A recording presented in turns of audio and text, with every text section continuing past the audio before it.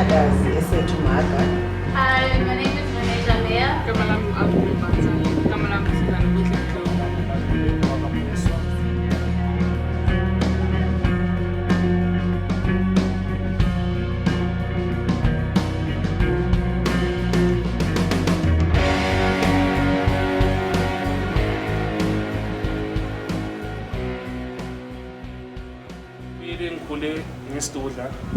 And I used to have friends abadini, so yimi ngizohighlight abangani because ngesitudla. So abantu used to say ugly things ngami, isitudla umubi ukanje, so leyo nto bengihetha ekuqaleni. I was negative ukuthi why abantu basho into ezikanje kimi, because nami I'm a human being, why kumele basho amagama so kimi, so ukuze ngiboost confidence yami I had to ukuthi ngiringa nabazali bami batshela ukuthi kanti why mina ngafani nabanye abantwana. So abazali vele bekuthi abantu abahlale bangikhuthaza, abahlale bangitshela the way ngimuhle ngakhona nokuthi ngisi-accept ngakhona. So ngakhula ngisi-accepta ke iloku iyabhildeka kancane kancane self esteem yami. Then it happens ukuthi nginalento that sense of fashion ukuthi ngiyithanda fashion, so ngesikhathi abantu abazi-expressayo ku-fashion abantu abayilenda, so kanti ngizothi mangiba na that touch of fashion abantu bazothanda leyo engigqoka ngakhona, so leyo nto leyo yangigaya ke yabuild i-self esteem yami, so into eyangikhuthaza ukuthi I was reading i-article ku-magazine. I-article beyikhuluma ngemizimba yabantu, so that article ithi be true to yourself, so angeke kube yilento abantu abafuna ukuthi kube yiyo, abantu angeke bathole enough of you, so ngaba ubanele and then like ngaz-accept ukuthi mina ngubani.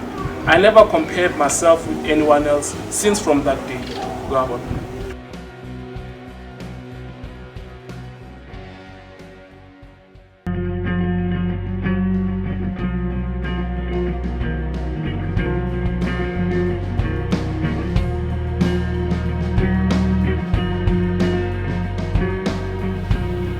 Where I come from, hearts are chained together, beating in one rhythm, searching words like fat music.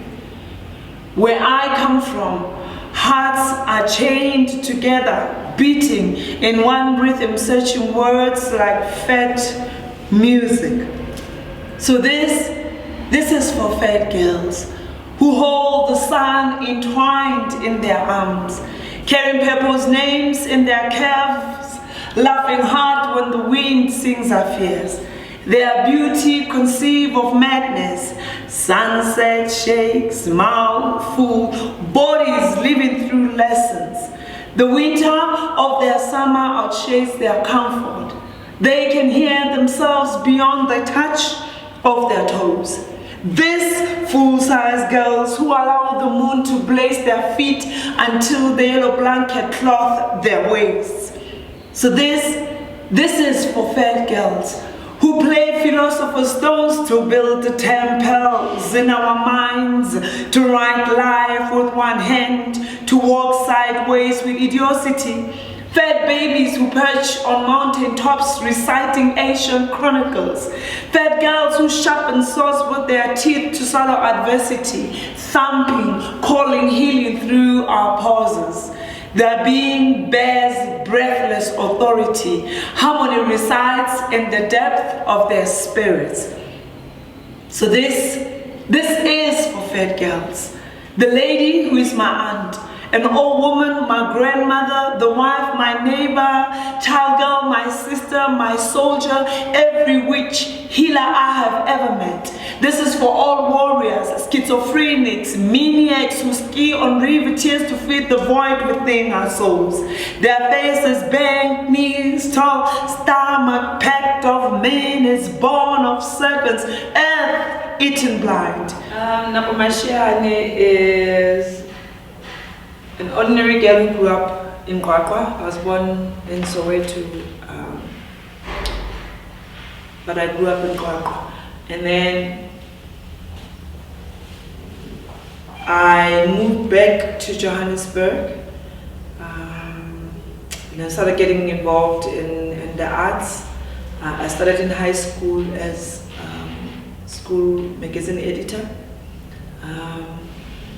But even before then, I grew up in a home where reading was a norm. Like everybody, my late dad was a teacher. My mom was an amazing Sotho storyteller. So I grew up being surrounded by books. And there was just so much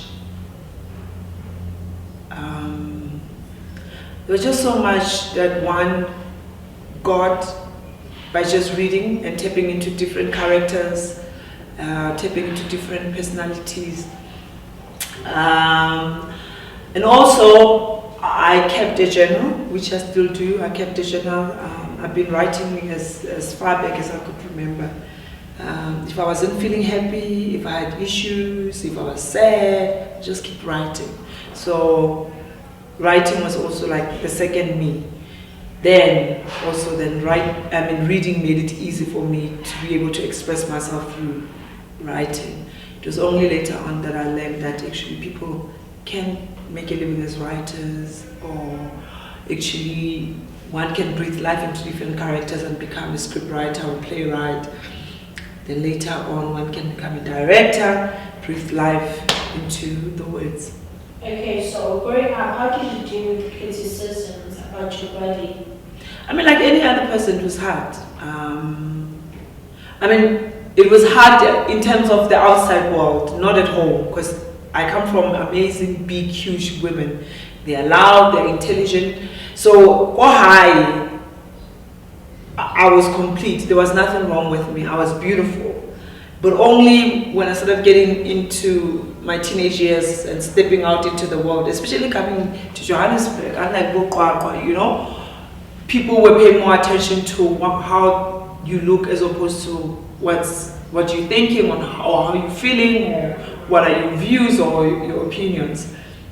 So it became hard in my teenage years, in high school in Joburg. It was very, very hard. Everybody, before they could say anything about what I said or how am I doing at school, it was more like, which Napo? You mean the one with the big bum?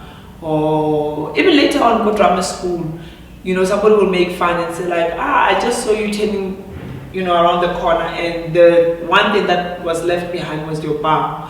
So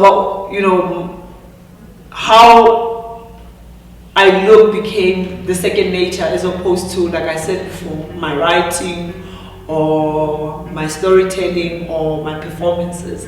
It felt like everybody had something to say about how I look. Or like East Ensla explains it, like it felt like people found it very easy to invade my sense of being by the way I look. So it was hard. It was very, very hard. It took time, it took years, it took a lot of hard work to get to a point where I'm comfortable in my own body.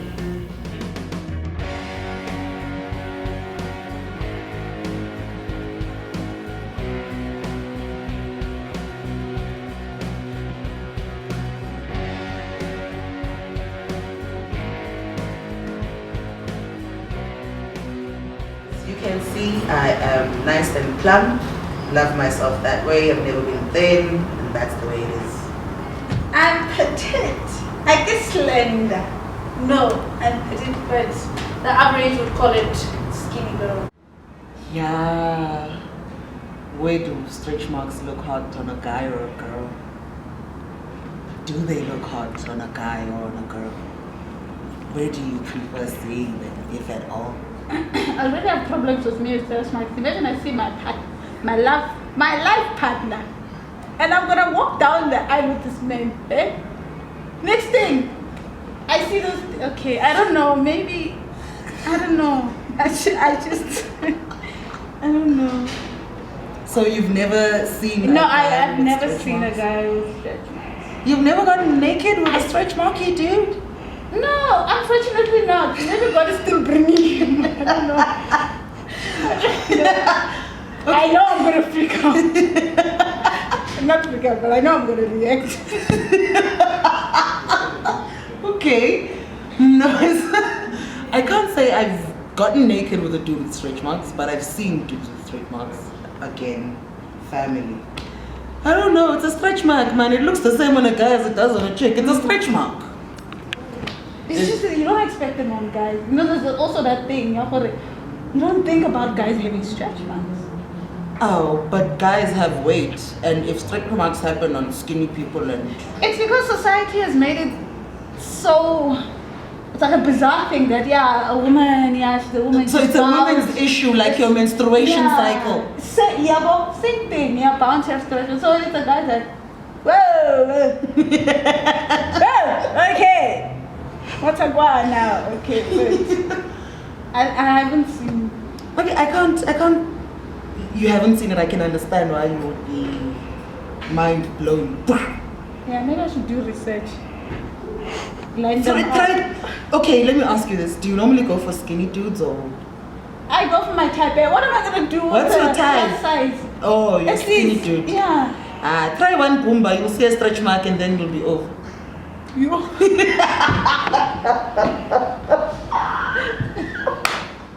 Don't do that.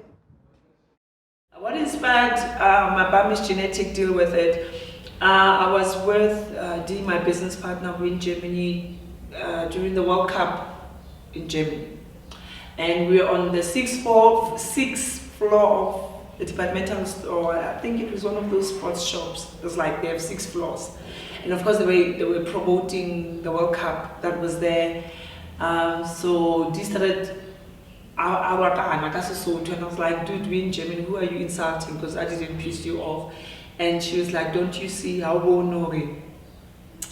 those girls are laughing at you? And I turned and I looked. It was like 6 teenage white girls. They were laughing and making fun of my body. They were mimicking how I was walking. So it was hard, it was painful, because I think people had been saying it as a joke or playing around with it, but no one had turned a mockery out of my body shape like that. So I got very hurt. But I made a promise to myself that I'm going to use the best weapon that I have, which is pen and paper. So when I got back to South Africa, Joburg, I sat down as a theatre maker, as a storyteller. I interrogated my emotions in terms of how I feel about my body, but more so I felt like I've dealt with it all my life. It's genetic, there's nothing I can do with it. So it's about time that others deal with it. And my Bami's genetic deal with it was born. Okay, so can you tell us a bit more about the play you did about the 10 Fat Girls? The Fat Black Women Sing was a sequel to my Bami's genetic deal with it. So during BAM, I did a lot of research. Like I sent out a questionnaire to all my friends, especially my big, huge friends, between South Africa and the United States. And also looking mostly at African Americans or the diaspora or black women. And I wanted to find out how they feel about their bodies. Now that I had specifically looked at myself and I had interrogated and dealt with my BAM, I knew that there is something that's sitting on every woman's body that they have an issue with. With me, it was the BAM. I wanted to find out how big women feel, or tall women, huge women feel. And what other issues do they have in terms of, is it the nose, is it the breast, is it the legs? Like, what is it that what issues do they have with their bodies? So I got all this amazing, powerful response that I couldn't use for my BAM, but I kept it. So in making follow-up to BAM, and partly also because I saw what BAM did, a lot of young girls, really it spoke to a lot of young girls, a lot of women, and I kind of felt like, okay, now that I've spoken from my personal experience, let me expand and include all women. And I told the story of the Fat Black Women Sing. I used music, I used humor, but also I wanted to go further beyond the body and image. I wanted to talk about sexuality, I wanted to talk about sensuality, I wanted to talk about beauty in different forms. And lucky enough, the Market Theatre was running a program for young female directors, and I was one of those directors, but we were supposed to adapt, and I refused to adapt. I said, I think as black women writers, we have so many stories to share. And I proposed to them if I can write a play or, bring a play that I was working on psychologically. And Claire Stafford and Malcolm Perky, they said, yeah, no, bring it. And that was it. Like, it played, it was again well received, it was sold out, then it got commissioned and produced by Market Theatre, and then later on it just kept on performing in corporates, different spaces. I kept bringing it again, and then it led to my second poetry book, First Songs for My Girlfriend. I'm comfortable because celebrities inspire in terms of studio bami. Untokozo Mbambo Lusipongwenya. Well good and so we're proud of studio babo. So the saying Batan and the saying is a team and Muti is to like a supportable. That's what umzimba wami since ngithi ngiyawuthanda. Nginama role model even lo amanye ngimabali like thini lenda kwazi ukuthi thina silenda siyakwazi ukujiva siyakwazi ukwenzani bokheli khumalo abokhanya imbawu like abantu abasilenda abochomi like abantu abanginspire because umzimba wabo kanje so advise nezinye ilenda ukuthi like zingabi like if ngizusize discriminate athi wena mthobi like isengithatha into ngifeke enhloko unje uhlala unje so guys senda umzimba.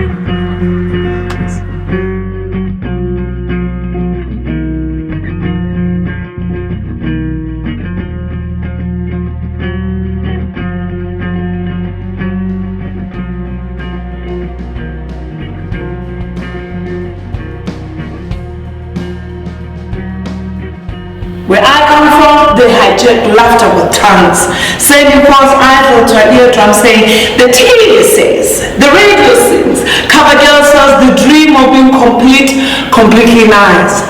They have named you fat and lied so that you can break your stride and call you not good enough. Anyway, Obajan said that we are thighs thick, butt huge, waist tight, breast tall, walk styled, voices loud, neck thick, mind sleek, nose big, lips broad, feet long. That we are creators of lullabies born at the baseline between the composers of this armor called love. We are thighs thick, butt huge, waist tight, breast tall, walk styled, voices loud, neck thick, mind sleek, nose big, lips broad, feet long. That we are creators of lullabies born between the composers of these lines called love. I know that it's generally, I just know that it's one of those things that women, and again, funny enough, women of all different body shape, not necessarily big women or small women, anyone can get stretch marks. And I suppose it's one of those things that as women we constantly are self-conscious of, you know. So I don't know from a personal space, I just know generally is one of the biggest things that women have issues with. There's a poem I wrote about stretch marks that are caused by pregnancy, like being a mother, giving birth. And I actually remember, which is on my coming book, I said like, for me, stretch marks are not just stretch marks, they are pathways that leads to the life that's coming, that the woman is carrying, right? And so it's like roadmap for a child who's inside the mother to get a sense of connecting to their roots. But that's me as a poet. I was trying just to say, I know also of a lot of women who will never at any point in their life had stretch marks until they're given birth because the body stretches in and out. So I think way before before you allow the world to define you, it's always an amazing and the most powerful thing to define what beauty is for yourself. But also I kind of feel like people, we end up doing bleaching, we end up doing Botox, and I don't know, we keep fixing what's not broken and it keeps breaking. I don't know what are we fixing. So we're busy fixing something, but that something is never goes back to its rightful place, because its rightful place was broken by the person. Anyway, that's my crazy thoughts. I have issues with people who allow others to define for themselves what and who they are. And I kind of feel like that whole thing of beauty is in the eyes of beholder, that a person's mind and heart, for me, those are the most beautiful things, that a person's look. So when I engage with a woman, when I engage with a guy, when I engage with a young person or older person, what attracts me to them is not how they look.